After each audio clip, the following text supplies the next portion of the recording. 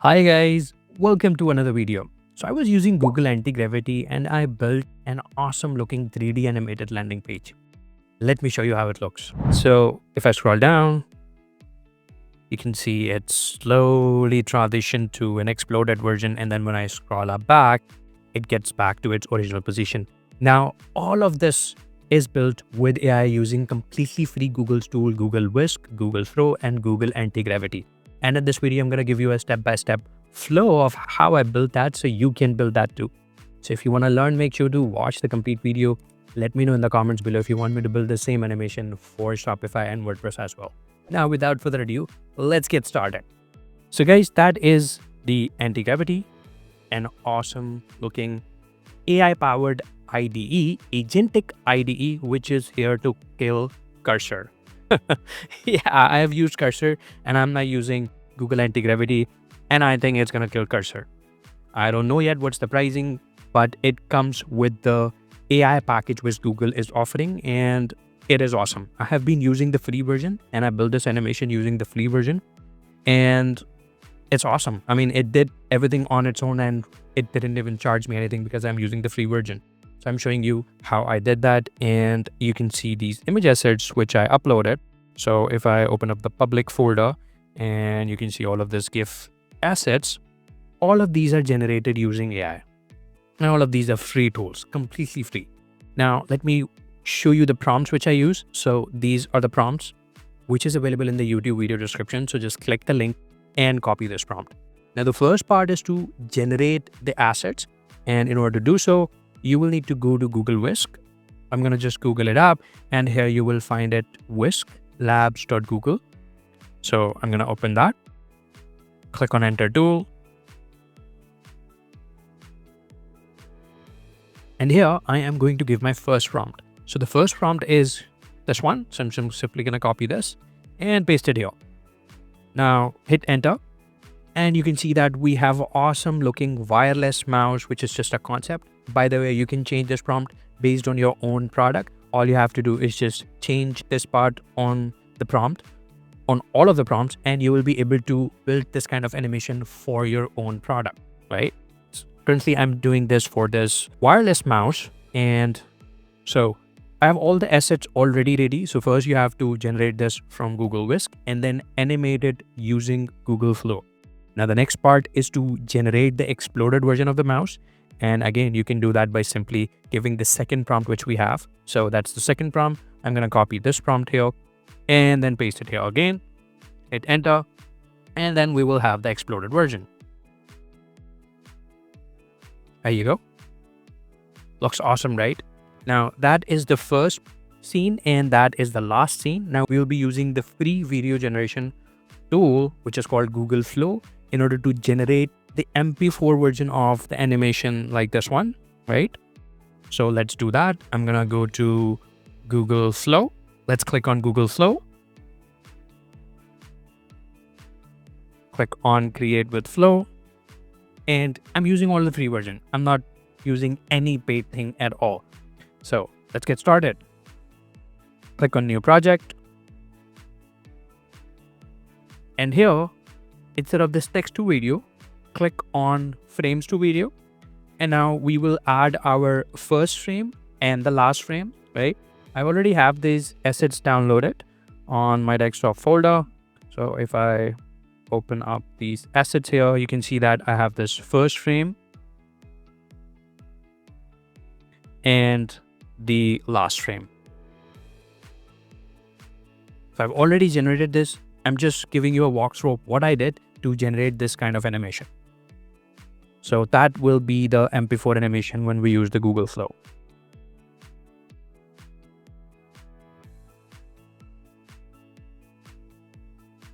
Right? Now let's generate that. I'm going to upload the first frame and the last frame. So click on this plus sign here and then click on upload. Now let's go to assets and I'm going to select the first frame, crop and save. And now I'm going to select the last frame. Click on crop and save. And here you have this option of view 3.15 fast or view 3.1 quality. Both of the results are quite similar. So I'm just going to select this view 3.15 fast. and then click on this button after adding the prompt. The prompt which we will use is this, a simple prompt: animated transition from assembled product to exploded. Just simply gonna copy and paste it here and then hit enter. Now it's gonna take a few seconds to generate our MP4 animation. Here you go. You can see that our MP4 video is ready. And if I click play,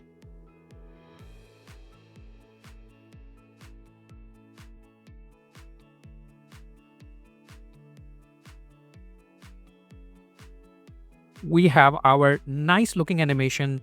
Total 8 seconds is ready. Now what we're gonna do, we will use this in Google Antigravity and generate a landing page like this one here.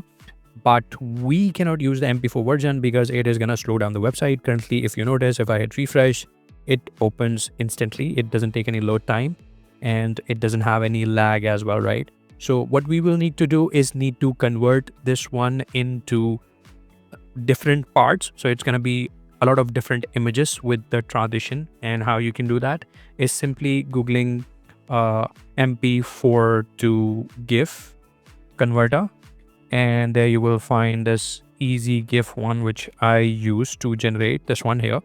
So go to this easy GIF generator and upload it your generated video. I'm gonna upload mine. So choose file, and once you do that, click on upload video. You will have it like this, and scroll down, and here make sure to select the size to be original, which is the original resolution of the video which you uploaded. And method will be to don't animate, output a sequence of GIF images. So it will give you a lot of GIF images with a complete sequence like I have here. So if I open up my assets folder, you can see that in this split video folder, I have all of the complete sequence of all of these images. So these around 80 plus images which I have, and it has a complete breakdown of the animation which we generated in the MP4 version with the flow, right? So all you have to do is just click on these options and then click on convert to GIF, and it's going to take few seconds and generate your sequence of GIF animation. Here you go. You can see that we have all of the GIF animations are ready to be downloaded, and you can see that it's taking every single frame of the video and converted it to still images, right? Which we will use on our landing page. Awesome. Now let's download this. So I'm gonna go on top here and click on download frames as zip. Okay guys, so I've created this new folder called new website where I have added this zip which I downloaded from easygif.com after converting my video to all of these GIF sequences. I'm gonna unzip that. So let's unzip. And here's this folder. Let's delete this zip folder and name this folder where we have all of the images of exploding mouse, right? So these are all of the image sequences. I'm going to rename it to video split. Now, the reason why I am renaming it to video split is because I have mentioned it in my prompt. So if you go to the anti-gravity prompt, you can see that I have mentioned this video split where it will load a sequence of images. It's not 120 images, it's around 180 images, which it gave me. Sometimes it gives more based on your animation. Currently, I have about 80 images. So I'm going to adjust that in the prompt as well, right? Now, let's do the anti-gravity part. Now, I already have this project open in anti-gravity. What I'm going to do, I am going to open folder where I have this new website folder. Let's open that. Now you can see that we have a new project opened in our anti-gravity. And now it's asking me, do you trust the authors of the files in the folder? Meaning it's asking the permission to make the changes on its own. You can basically allow this folder and click on yes, I trust the author. So it will be able to make the actions and change the files and change the code all on its own. You don't have to do anything manually. So let's click on yes, I trust the authors. And now all you have to do is just give it a prompt here on the right hand side. It's currently loading the agent.